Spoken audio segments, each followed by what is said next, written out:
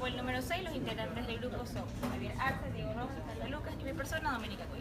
A continuación vamos a proceder a resolver los ejercicios del trabajo autónomo.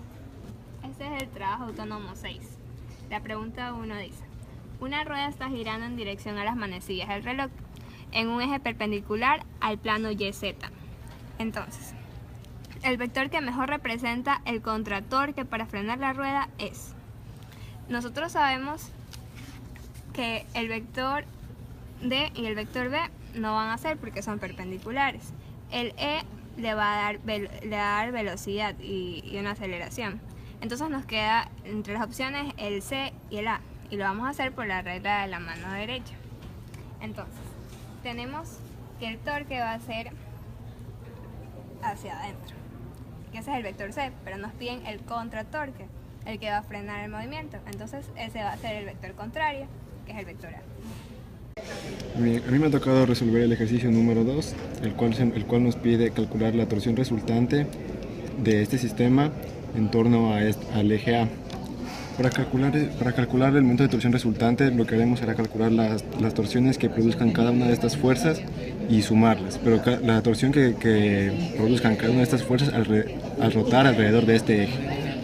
Por eso nos basaremos en la fórmula en la cual decimos que la tensión es igual a la fuerza por el seno del ángulo entre el eje de la posición y la fuerza.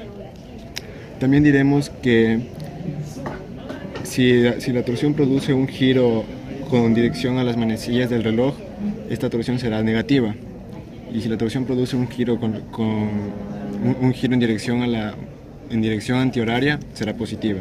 Entonces, para calcular la primera tensión, procederemos a hacer la magnitud de la fuerza, que es 30, multiplicado por el ángulo, por el radio o palanca, la cual en este caso sería 6 más 2, que es 8, lo cual nos da 120. Pero aquí en el gráfico podemos apreciar que esta fuerza lo que haría sería un torque en dirección horaria, por lo cual sería negativa. Bajo el mismo procedimiento hacemos para el torque 2, para la fuerza 2 y la fuerza 3. Analizando también el giro que produzcan, diremos si será positiva o negativa. En este caso, el torque que produzca esta fuerza será positiva y el torque que produzca esta fuerza será negativa. Sumando cada una de estas, obtendríamos un torque de menos 80 Newtons por metro. El menos 80 Newtons por metro nos indicará que esta fuerza es en dirección antihoraria. Perdón, en dirección de las manecillas del reloj, por lo cual es negativa. Entonces nuestra respuesta sería literal D, 80 Newtons por metro a favor de las manecillas del reloj. Gracias. Bien, a continuación procederemos a resolver el ejercicio número 6, en el cual nos pide calcular la velocidad final de este cilindro tras aplicársele una fuerza de 9 newtons, la cual se desplaza a una distancia de 2 metros. Ahora, como se nos pide calcular la velocidad angular y la tangencial, lo que más nos conviene es hacer uso del teorema del trabajo y la energía. Y nos diremos que la energía mecánica inicial será igual a la energía mecánica final.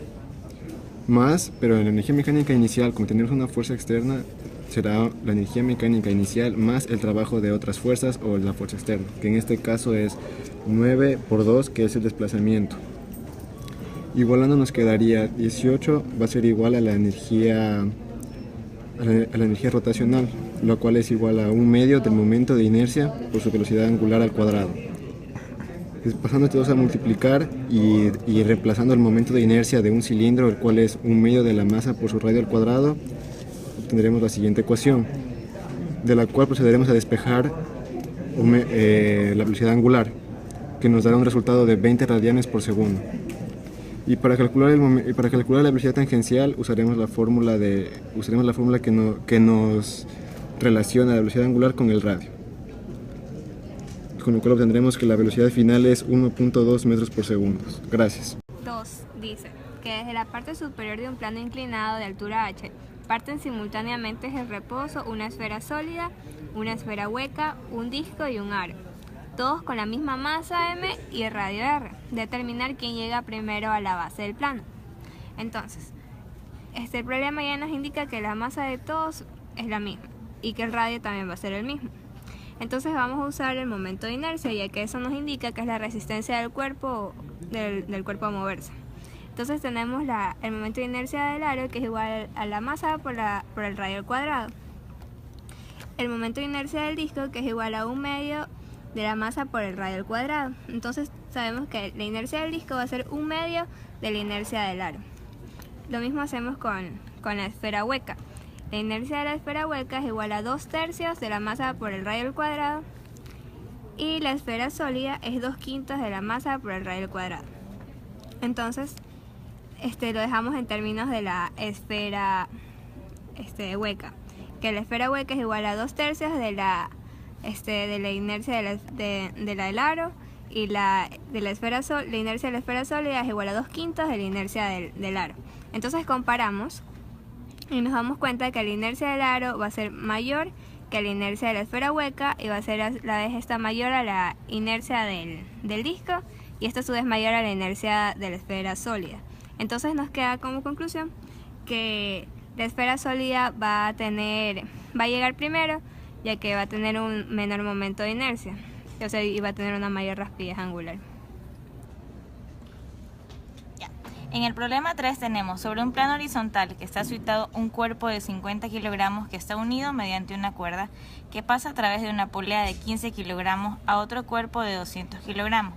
Sabiendo que el coeficiente de rozamiento en el cuerpo de 50 kilogramos y el plano vale 0.1, determinar la aceleración de los cuerpos, las tensiones de la cuerda, la velocidad de los cuerpos, sabiendo que el de 200 kilogramos ha descendido 2 metros partiendo desde el reposo.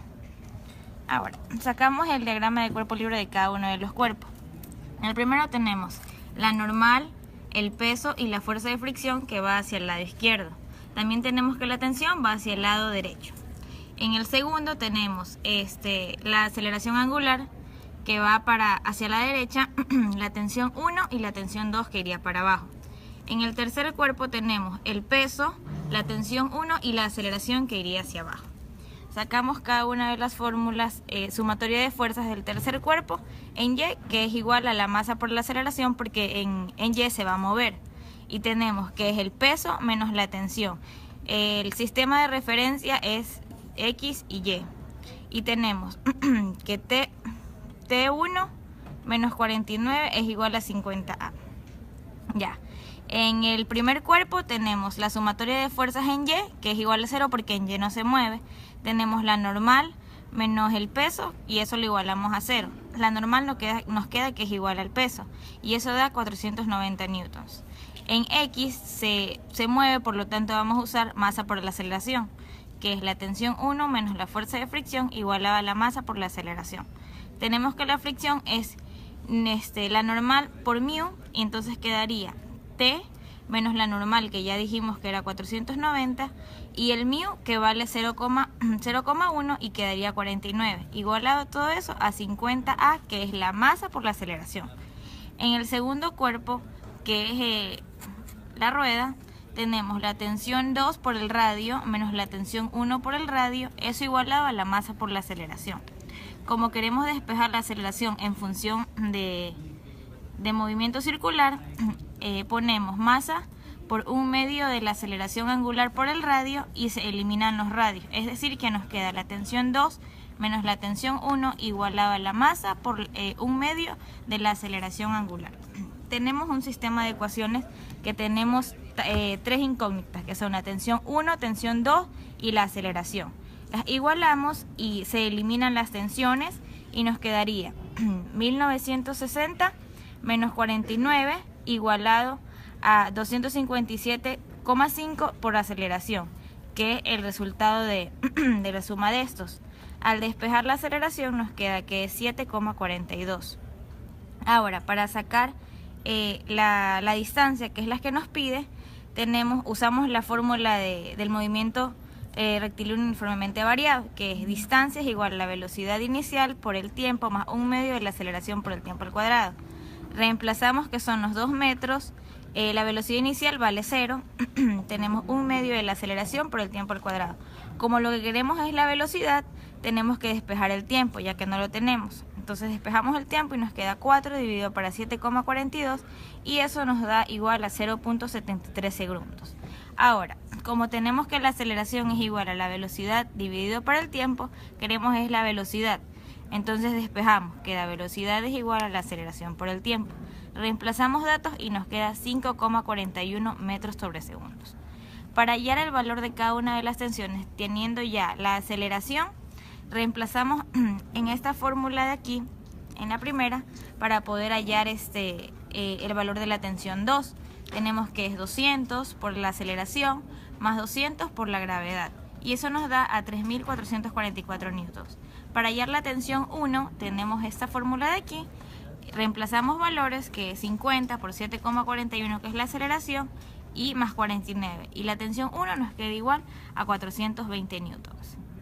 En un campeonato de bolos, el experto jugador Pedro Picapiedras lanza la bola con una velocidad inicial de 8 metros por segundo. Inicialmente la bola se desliza y la velocidad angular primero se supone que es 0. Y la segunda, el coeficiente de estático es igual a 0,25. Nos pide en cuánto tiempo tardará la bola en comenzar a rodar sin deslizamiento y qué distancia recorre hasta ese momento. Entonces, aquí tenemos la fórmula antes de que rodara. Hacemos el diagrama de antes y el de después. Aquí tenemos el centro de masa y va la velocidad que siempre va contraria y el radio que puede ir hacia cualquier lado. Esto de aquí es la fuerza y acá tenemos cuando es justo después de que ya empiece a rodar. Tenemos la velocidad que sigue yendo en el mismo que acá, el radio que puede ir a cualquiera. La bola va a girar, por lo tanto tiene velocidad angular, la normal porque tiene rozamiento y la fuerza de fricción. Entonces, ya tenemos aquí F es igual a UM por G, porque se supone que es la normal multiplicada por la masa y la gravedad. Ya, entonces la aceleración tenemos que, porque decimos que fuerza es igual a masa por aceleración, despejamos y nos queda que aceleración es igual a la fuerza dividido por la masa. Reemplazamos valores y nos queda menos μ por la gravedad, que es durante el movimiento. Reemplazamos valores y nos queda menos 2,45 metros sobre segundos al cuadrado. Ahora, tenemos la velocidad con respecto a t, la inicial. Tenemos, como ya decíamos que la aceleración era menos μ por g, reemplazamos aquí multiplicado por el tiempo. La velocidad inicial ya la teníamos que era 8, menos 2,45 que era la aceleración multiplicado por el tiempo. Ahora, el torque es igual al momento inercial multiplicado por la aceleración angular. Y eso de ahí nos da igual a μ por la masa por la gravedad multiplicado por el radio. La aceleración angular es igual al torque dividido por el momento inercial. Y eso de ahí nos da igual a μ por la masa por la gravedad por el radio dividido para 2/5 de la masa por el radio al cuadrado, que es la fórmula del momento inercial de la esfera. Eso de ahí nos da igual a 5μ por g dividido para 2r.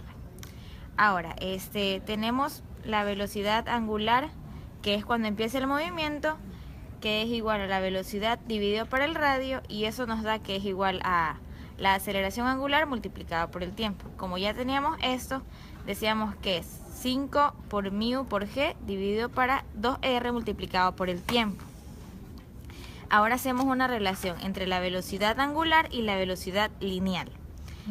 Como ya teníamos que esto de aquí era la velocidad angular, tenemos que para la velocidad final es la velocidad angular multiplicada por el radio. Como ya tenemos esto, lo reemplazamos multiplicado por el radio, se eliminan los radios.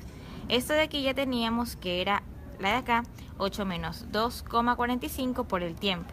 Despejamos el tiempo y nos queda 2 por la velocidad inicial dividido para 7 μ por la gravedad. Reemplazamos valores y nos queda 0,93 segundos. Reemplazamos en la fórmula que ya teníamos acá y queda 8 menos 2,45 multiplicado por 0,93 da 5,72 metros sobre segundo. Para hallar la distancia que recorre hasta ese momento, usamos la fórmula x es igual a velocidad final al cuadrado menos la velocidad inicial al cuadrado dividido para 2a.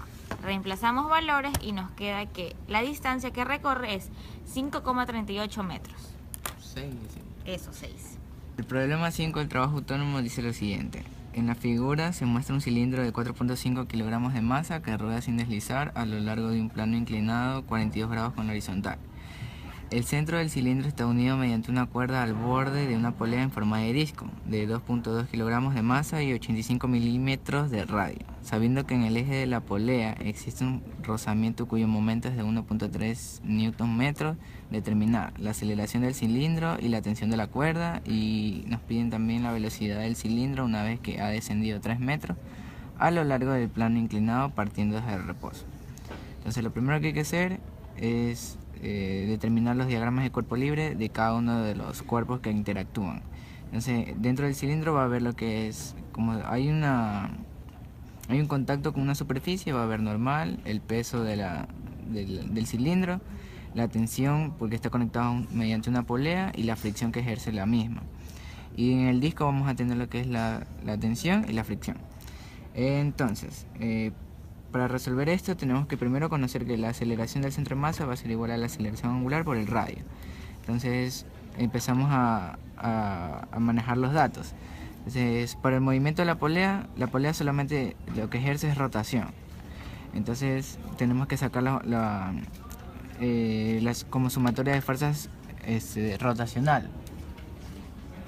Ya, entonces lo que ejerce es la tensión por el radio que tiene el disco menos la fricción por el radio que tiene el disco. Eso va a ser igualado al momento de inercia del disco que ya es establecido, que es un medio de la masa por el radio al cuadrado por la aceleración angular que tiene el disco. Entonces reemplazamos datos y obtenemos nuestra primera ecuación. Luego pasamos a lo que es el movimiento del cilindro. El cilindro tiene dos movimientos, ¿no? Que es el de rotación y el de traslación. Para el de traslación hacemos sumatorias de fuerzas en el eje de las X y lo igualamos a la masa por la aceleración. En este caso sería aceleración del centro de masa. Entonces tenemos lo que es el peso, la componente del peso en X, menos la tensión, menos la fricción, igualado a la masa por la aceleración centro de masa. Reemplazamos los datos y nos queda nuestra segunda ecuación. Ahora, para la rotación del cilindro hacemos lo mismo. Hacemos la fuerza por el radio igualado al momento de inercia del cilindro por la aceleración angular que tiene el cilindro. Entonces, coincidentemente el cilindro y el del disco, el momento angular es igual. Va a ser un medio de la masa por R cuadrado. Entonces despejamos de aquí la fricción y tenemos nuestra tercera ecuación. Ahora, de aquí igualamos la tercera ecuación que obtuvimos con la segunda para obtener lo que es una nueva ecuación para después determinar lo que es la aceleración centro de masa. Igualamos y despejamos la tensión. Luego esta nueva ecuación se la reemplazamos en la primera ecuación que determinamos. Entonces reemplazamos todo el despeje que tuvimos en la tensión en esta parte. Ya. Y ahí reemplazamos lo que es la velocidad angular, la aceleración angular, la cambiamos por aceleración centro de masa sobre el radio, que eso ya habíamos establecido. Entonces, una vez que hicimos el cambio de esta variable y reemplazamos lo que obtuvimos como ecuación, ya podemos despejar lo que es la aceleración centro de masa, que sería 1.82 metros sobre segundos al cuadrado. Con esta aceleración ya podemos encontrar lo que es la tensión, que la podemos reemplazar fácilmente en la ecuación número 4. Entonces, reemplazando en la ecuación 4 nos queda que la tensión es de 17.22 newton. Ahora, nos piden la velocidad del cilindro una vez que ha descendido 3 metros a lo largo del plano. Entonces, eso se lo saca con las ecuaciones de cinemática. Entonces, por ejemplo, tenemos que la velocidad final va a ser igual a la velocidad inicial más aceleración por tiempo. Y como nos dicen que parte del reposo, la velocidad inicial va a ser 0, entonces la velocidad del centro de masa va a ser igual a la aceleración del centro de masa por el tiempo. Ahora, el desplazamiento va a ser igual a la velocidad inicial por el tiempo más un medio de la aceleración tiempo al cuadrado. Entonces reemplazamos los datos y nos queda otra ecuación. Entonces de aquí podemos despejar el tiempo. El tiempo nos queda de 2.34 segundos y este tiempo, una vez determinado, ya lo podemos reemplazar en la ecuación número 5 para encontrar la velocidad del cilindro cuando ha descendido. que es 4.25 metros sobre segundos.